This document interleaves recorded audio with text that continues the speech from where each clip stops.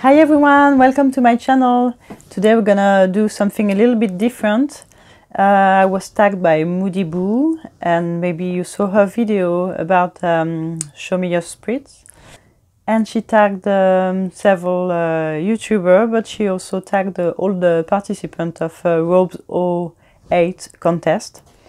So I will try to do it. I have my notes with me because it's quite long.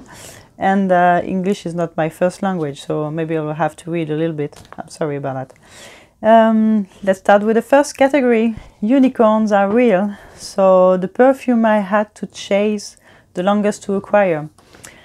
So I thought about two different perfumes, but I think the one I chased, in the sense chased the most, is one that I really liked, that I really wanted to buy, and I wanted to buy for a good price, so I was chasing it second hand.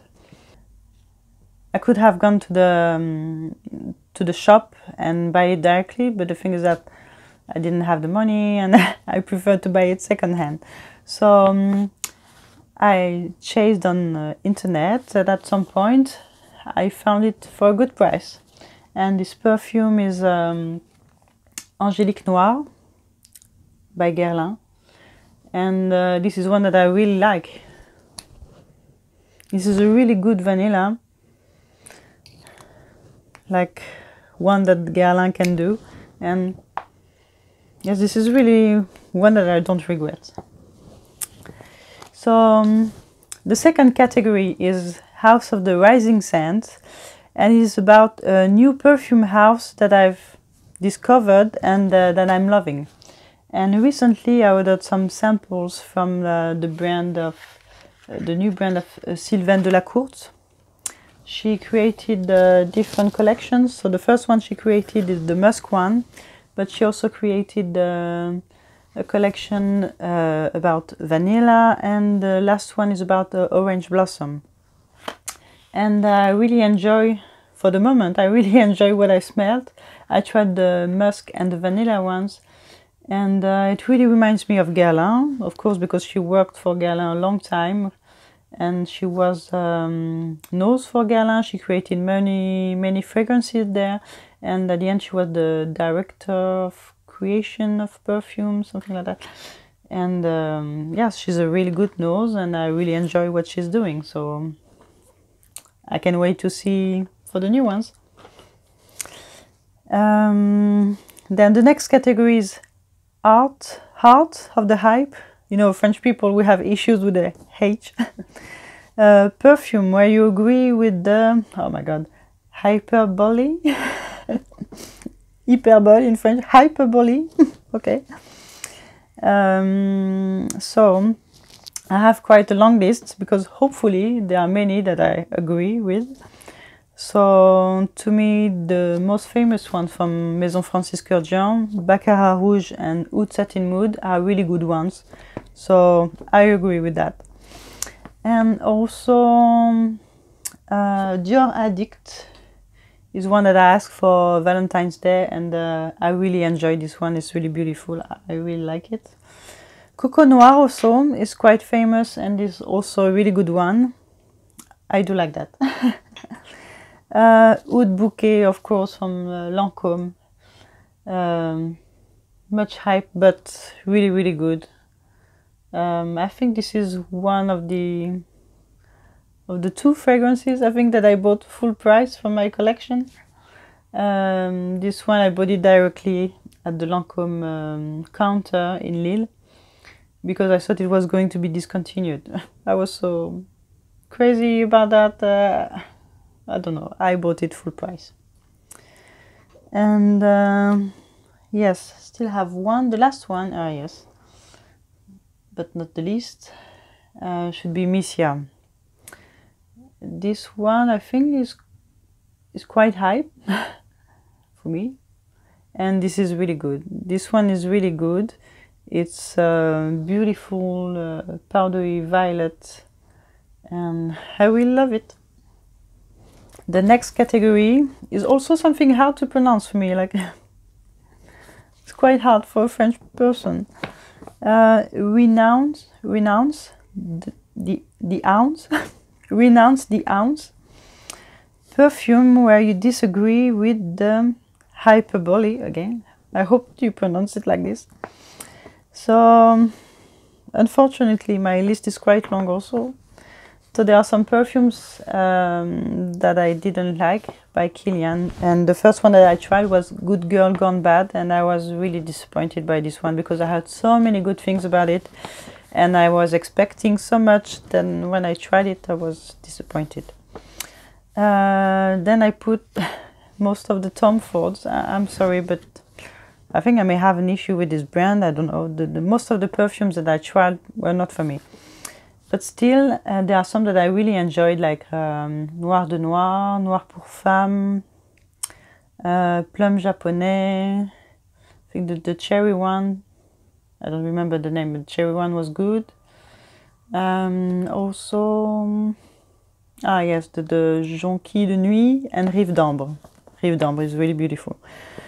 But the rest is, okay, whatever.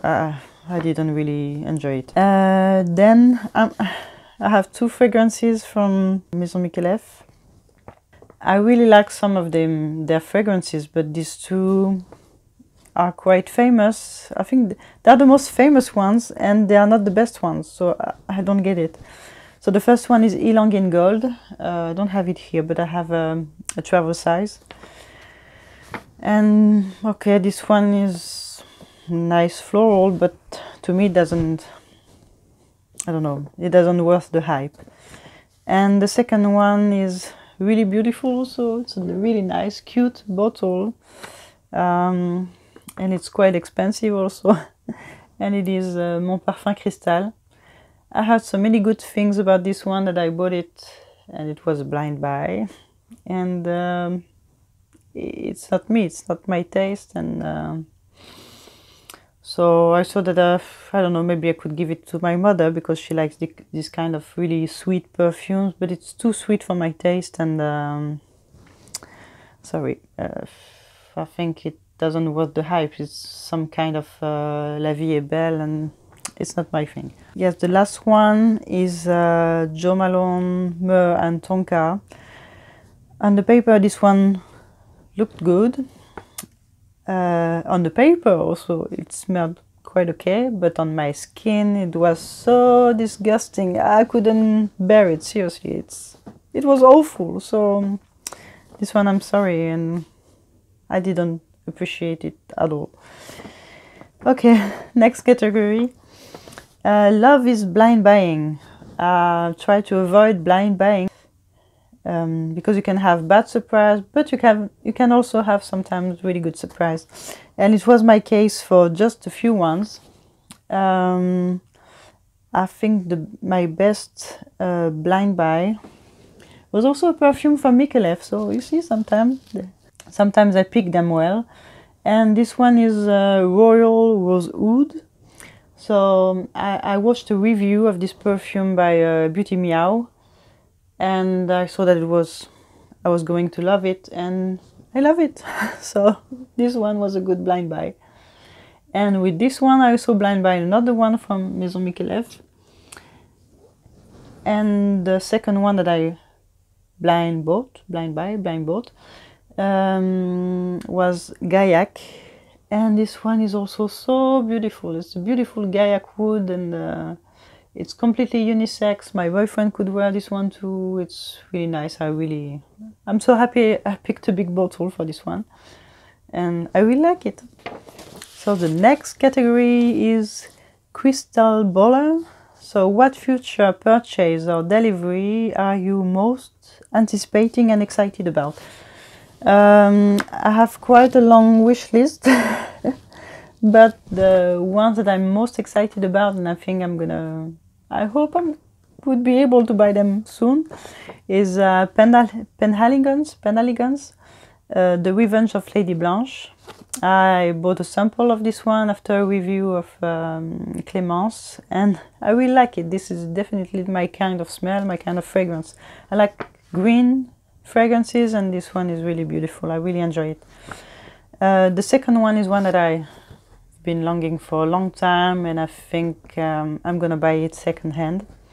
because full price it's too expensive for me. And this is a perfume from Hermès, from the private range Hermessence, and it's Rose Ikebana, and this one is not one of the most beautiful rose I have ever smelled. This is the rose rhubarb combo also, but yes, this is really beautiful. I really enjoyed it. The thing is that for me it doesn't cost like more than 200 euros, so I'm waiting for a good price to buy it. But one day or another I'm gonna have it. Okay, the next category is I Take It Rare, and it's about perfumes you have and very few others have. Unfortunately, I think I don't have many perfumes that nobody has. I think maybe I have one or two perfumes which are now discontinued, so I would put them in this category. So the first one is Guerlain Mon Exclusif. So I saw this one a lot on YouTube. It's not that rare, but it's discontinued, so that's why I'm putting it in this category. Okay, so the second one is Jour d'Hermès Gardenia. This is the Gardenia version, and this one is discontinued now. This is Jour d'Hermès, but the Gardenia version of it, and I love Gardenia, and it's really, really beautiful. I really enjoy it, and I'm happy I get it. Okay, the next category is quite funny. It's called I'm Stuck on Band-Aid. And if you could create a perfume for your favorite band, singer, actor, what could it be called, and what would the dominant notes be? Okay, so I picked, for this category, I picked an actor and a band. So I picked the actor Tom Ellis. Maybe you know him. He's the actor in the TV show Lucifer? Lucifer in French, but Lucifer maybe in English.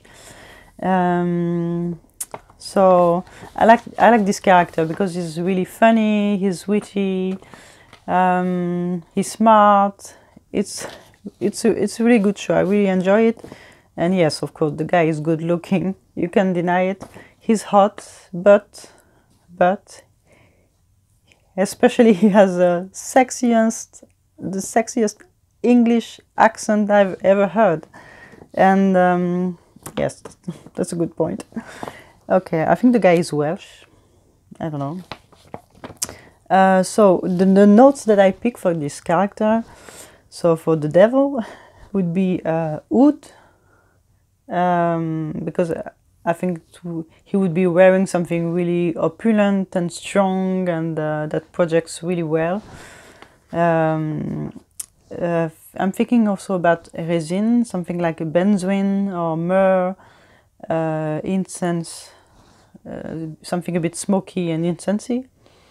And the last notes I thought about was something more floral, something more attractive, like rose or violet, that I consider really sexy on a guy. So it would be a combo of that. And for the name, I thought about something like Devil Rules or Devil May Rule or Simply Fabulous, something like that, because this character is quite self-confident and showing off, presumptuous. So I think this kind of name, like the Tom Ford names, like Rosebrick or the famous Fabulous, I think these are also good names for this kind of character. And for the bottle, I see something like the shape of a devil head. My next pick then would be a band, and one of my favorite band is Queens of the Stone Age.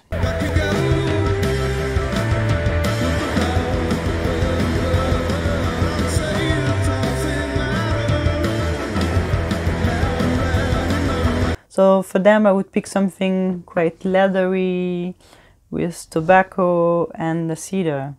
Leather because the band, Josh Homme, is wearing a leather jacket. Tobacco because I think it goes with this woke mood.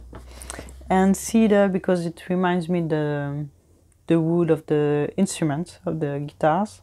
So I think it would be something based on these 3 notes. And for the name, I would go like one of their famous song, like Go With The Flow. And the bottle would be the shape of the Gibson. Okay, and the last category is Brain Fart Stink 2. So your most expensive perfume purchase regret. And for this one, I think it would be a Guerlain, which is quite famous in the community, and for me it didn't work so well. Like, okay, I will show you the bottle first. So for me this one would be Spirituous Double Vanille. I feel quite sorry to say that, but I will explain you why I'm selecting this one. I smelled it in the counter, in the Guerlain counter, on paper, and it smelled really beautifully. The best vanilla almost I've ever smelled. It was really beautiful. It was boozy. I love boozy fragrances, and it was quite different, and it's really beautiful.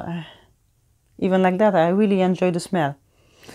But why I do regret purchasing this bottle is that I didn't try it on my skin before buying it, and that was a mistake. Like, when I received the bottle, I ordered it online.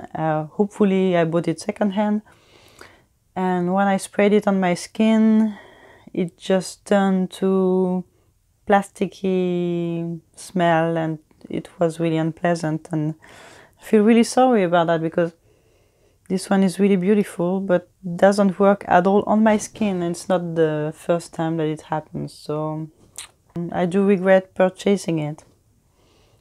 Yeah, so voila, this was the last category. I hope you enjoyed my picks, and I will also tag some people.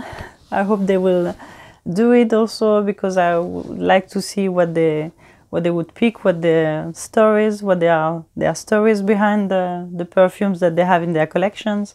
So I would like to tag Clemence from Clemence versus Fragrances, Scentitar, because he has many niche fragrances, and I'm quite curious to know what he will pick. I would like to pick also a new YouTuber. Quite curious to know what he would pick. So his name is Nose No Notes. Not that easy to say, but that's his name. And voila. See you in the next video. Bye.